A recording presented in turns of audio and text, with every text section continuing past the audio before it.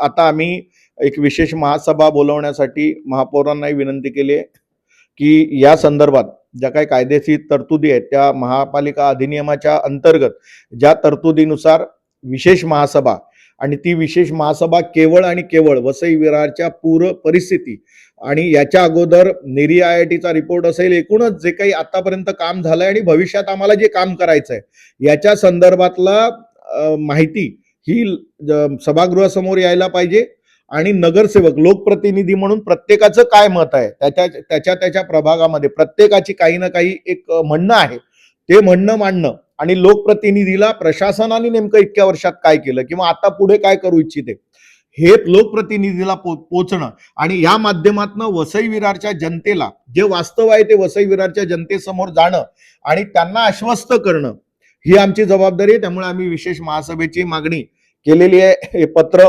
महापौरांना आणि आयुक्तांना आम्ही आज देतोय। त्यामुळे येणाऱ्या काळामध्ये विशेष महासभेमध्ये हे सगळे विषय चर्चेला येतील आणि त्याच्यातनं सकारात्मक काहीतरी निघेल असा 100% आम्हाला विश्वास आहे। वसई विरारच्या जनतेच्या हितासाठी सत्ताधाऱ्यांना जे जे सहकार्य लागेल ते आम्ही पहिल्या दिवसापासून करतोय, यापुढेही आम्ही करणार आहोत। सत्ताधाऱ्यांची इच्छाशक्ती ही महत्वाची आहे। आम्ही केंद्र सरकार, राज्य सरकार, आमदार, खासदार सगळे आम्ही आणि नगरसेवक सगळे या विषयासाठी प्रशासनाच्या सोबत आहोत।